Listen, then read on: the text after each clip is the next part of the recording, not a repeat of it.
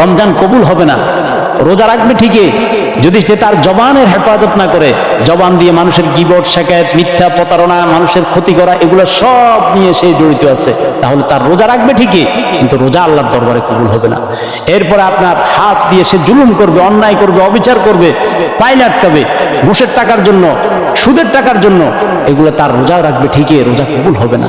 এরপরে চোখ, আপনার এই জবান, এই চোখ দিছে, তার চোখের আমানতদারি সে লক্ষ্য করে নাই, জেনা, ব্যভিচার, আপনার চোখ দিয়ে আপনার বেগানা মহিলার দিকে, ভিন্নারের দিকে তাকানো, এটা হলো চোখের জেনা।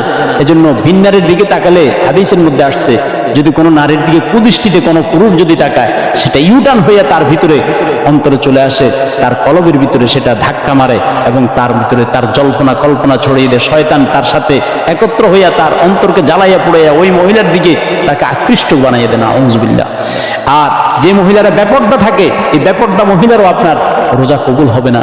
রোজা রাখবে ঠিকই, আল্লাহ রাব্বুল আলামিন কোরআনে বলছেন, কুতিবা আলাইকুমুস সিয়ামু কামা কুতিবা আলাল্লাযিনা মিন ক্বাবলিকুম, রোজা ফরজ করা হয়েছে তোমাদের উপরে, তোমাদের পূর্ববর্তীদের উপরে, যেমনি করে তোমরা যেন লাআল্লাকুম তাত্তাকুন, তোমরা যেন মুত্তাকি হতে পারো, তোমরা যেন জাহান্নাম থেকে বাঁচতে পারো, তোমরা যেন আল্লাহ ভীরু হতে পারো, সত্যিকার আল্লাহওয়ালা যেন হতে পারো, জান্নাতের মেহমান হতে পারো।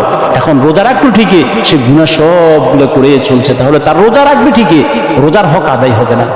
রোজাও রাখলো, গুনাহও করলো, আল্লাহ রাসূল বলছেন এমন প্রত্যেক রোজাদার আছে তার উপবাস ছাড়া কোনো ফায়দা হবে না, সে উপবাসে থাকবে, তৃষ্ণা ছাড়া তার কোনো উপকার হবে না, সে তৃষ্ণার্ত হবে, ক্ষুধার্ত হবে, বাট তার রোজা কোনো তাকে মুত্তাকি বানাবে না, আল্লাহওয়ালা বানাবে না, খোদা ভীরু বানাবে না, জাহান্নাম থেকে তাকে মুক্ত করবে না। আল্লাহ আমাদের সবাইকে বুঝার তৌফিক দান করুক।